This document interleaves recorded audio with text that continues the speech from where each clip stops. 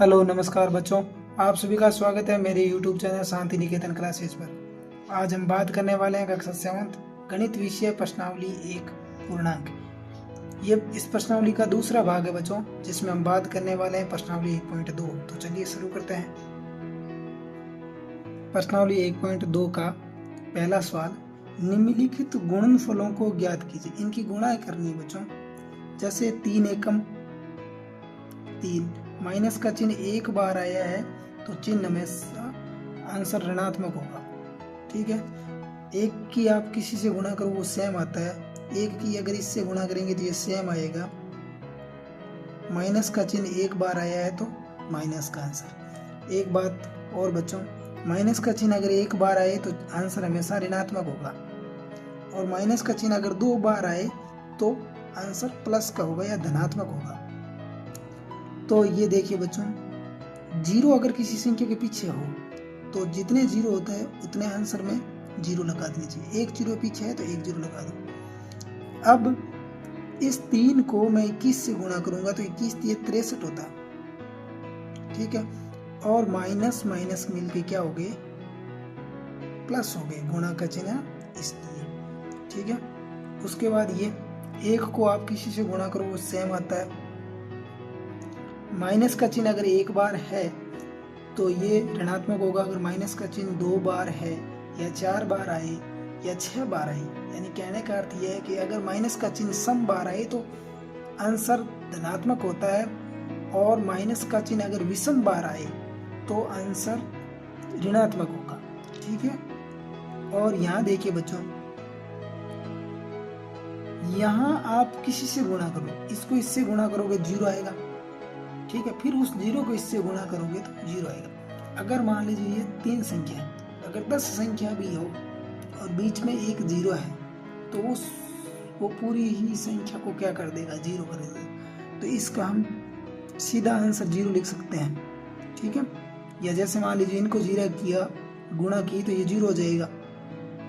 Zero गुणा minus के 18, फिर इससे गुणा होगी तो ये जीरो आंसर हो जाएगा।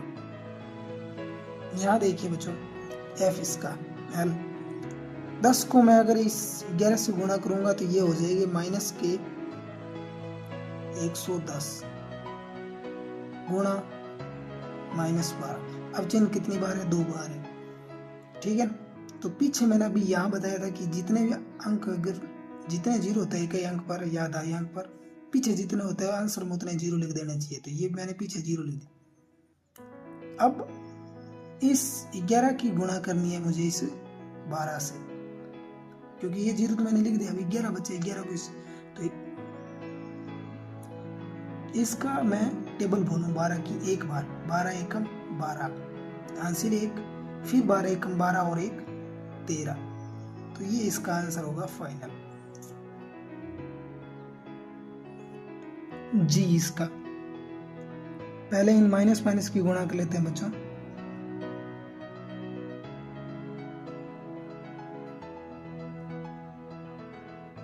नौ गुणा 18 और 18 में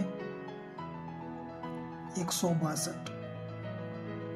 उसके बाद यहाँ देखिए h, यहाँ चिन्ह 2 बार था तो प्लस का आंसर आएगा, यहाँ चिन्ह 3 बार है तो माइनस का आंसर आएगा। जैसे 5 चौक 20 माइनस 18, किसी को गुणा कर दीजिए बच्चों। क्रम विनिमयता का नियम जो पढ़ा था ना आपने प्रश्नावली 1.2 से पहले परिचय में, तो गुणा में आगे पीछे से कहीं से गुणा कर सकते हैं। मैंने इधर से गुणा किए, ये प्लस के 20 फिर पीछे जितने इकाई अंक या जितने भी जीरो होते हैं उतने मैं जीरो नोट कर दूंगा। फिर ये 18 दूनी 36 हो जाएंगे 360। चिन्ह एक बार है माइनस का, ये तो प्लस का है ना, तो ये माइनस के आंसर हो जाएगा। इसका देखिए 2 को 1 से गुणा करेंगे तो 2 एकम 2 प्लस का गुणा, इसको इससे गुणा करेंगे तो माइनस के 12, फिर इनको इनसे गुणा करेंगे तो माइनस के 24। जे देखिए बच्चों, इन दोनों की गुणा कीजिए, 36 18, 2 बार माइनस गुणा हो तो प्लस, ये 2 बार 2 एकम 2, 18 दूनी 36। ठीक है, माइनस का चिन्ह सम बार है तो आंसर प्लस का। तो इसका नेक्स्ट सवाल, प्रश्न संख्या 2, निम्नलिखित को सत्यापित कीजिए। तो करते हैं,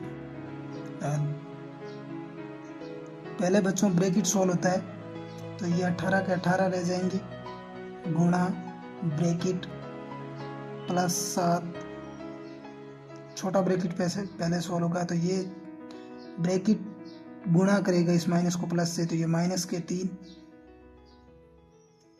बराबर 18 7 126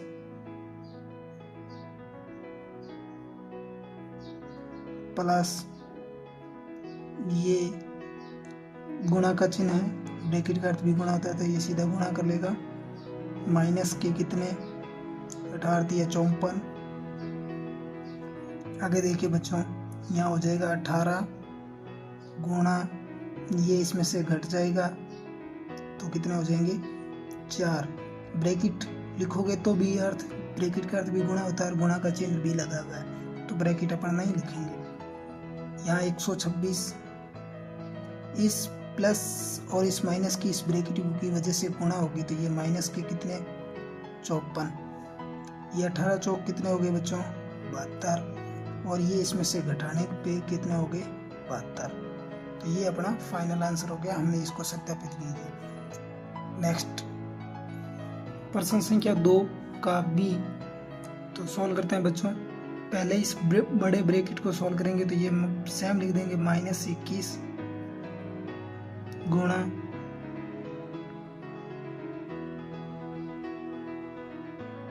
माइनस के 4, और ये ब्रैकेट इनको गुणा करेगा, ये माइनस इस प्लस को गुणा करेगा तो माइनस, तो माइनस के 6। ठीक है, इसके बाद बच्चों यहाँ एक आप ध्यान रखना, ये एक प्लस का चिन्ह है। ठीक है, प्लस के चिन्ह के दोनों तरफ अगर कोई चीजें समान हो तो उनका हम क्या ले सकते हैं, कॉमन ले सकते हैं। तो इधर -21 भी है, इधर भी -21 है, तो मैंने -21 को क्या ले लिया, कॉमन ले लिया। ठीक है, तो बच क्या गया, प्लस के इस साइड तो 4 बच गई, माइनस के इस साइड कौन बच गया -6। ठीक है, तो मैं इसको ऐसे लिख दूंगा कि ये बच गए हैं -4 प्लस -6, ये -6 ये है, ये प्लस का निशान ये है और ये। अब ये बच्चों, ये जो सवाल है इस फॉर्मेट में आ गया है। ठीक है, तो मैं इसको एक बार सेम लिख देता हूँ, -21 गुणा, इनको जोड़ देता हूँ, माइनस माइनस के टोटल कितने हो गए, यहाँ कोई ब्रैकेट का निशान नहीं इनके बीच में, तो ये माइनस के कितने हो गए 10 हो गए। इनका ये माइनस के 21 है, ब्रैकेट का अर्थ भी गुणा होता है, अगर अपने ये चिन्ह नहीं लगे तो कोई बात नहीं, माइनस के 21 गुणा ये बड़ा ब्रैकेट, ये -4 के 4, इस प्लस की इस माइनस से गुणा की थी, ये -6। अब ये जो फॉर्मेट है ये फॉर्मेट हो गया। ठीक है, उसके बाद आप इसको एक बार गुणा कर दीजिए, माइनस को माइनस प्लस हो जाएगा, 21 की टेबल 10 बार बोलेंगे तो 210 प्लस, यहाँ ये -21 गुणा, इनको जोड़ेंगे तो ये माइनस के 10। ठीक है, ये हो जाएगा आपके माइनस माइनस प्लस, ये 210, तो इसको एक बार और लिख देंगे तो ये क्या हो गया सत्यापित। नेक्स्ट सवाल, प्रश्न संख्या 3, किसी भी पूर्णांक a के लिए -1 गुणा a किसके समान है। 1 को आप किसी से गुणा कर दीजिए, वो सेम संख्या आएगी, 1 को मैं इससे गुणा करूंगा तो ये a आएगा, और माइनस की वजह से माइनस, ये इसके समान होगा। उसके बाद क्या है इसका दूसरा, वह पूर्णांक ज्ञात कीजिए जिसका -1 के साथ गुणनफल है। -22 के साथ मैं गुणा करूंगा -1 के, तो ये माइनस माइनस क्या हो जाएंगे, +22 एकम 22, ये इसका फाइनल आंसर हो जाएगा। 37 गुणा में -1 करूंगा तो 1 से गुणा करूंगा तो ये 37 आएंगे, माइनस की वजह से माइनस। 0 के साथ मैं -1 की गुणा करूंगा तो 0 उदासीन है, ना वो प्लस का है ना वो माइनस का है, यानी किसी में 0 जोड़ दे तो भी कोई फर्क नहीं पड़ता, 0 की सिवा घटा दे तो भी कोई फर्क नहीं पड़ता, तो ये 0। नेक्स्ट सवाल, तो चलिए शुरू करते हैं प्रश्न संख्या 4। ये इस प्रश्नावली का अंतिम क्वेश्चन है। -1 गुणा 5 से आरंभ करके विभिन्न गुणनफलों द्वारा कोई पैटर्न दर्शाते हुए -1 गुणा को -1 को निरूपित कीजिए। यानी -1 गुणा अगर मैं 5 से गुणा करूंगा तो ये मेरा क्या आएगा, -5, और -1 को गुणा करूंगा मैं 4 से तो ये मेरा -4 आएगा। -1 को मैं गुणा करूंगा 3 से तो ये मेरा -3 आएगा। -1 गुणा मैं 2 से गुणा करूंगा, ये -2 आएगा, ठीक है। और मैं -1 को गुणा करूंगा मैं 1 से तो ये मेरा -1 आएगा। और मैं -1 को गुणा करूं 0 से तो ये मेरा 0 आएगा। मैं -1 को गुणा करूंगा -1 से तो ये मेरा +1 आएगा। ये यहाँ तक हमें निरूपित करना था।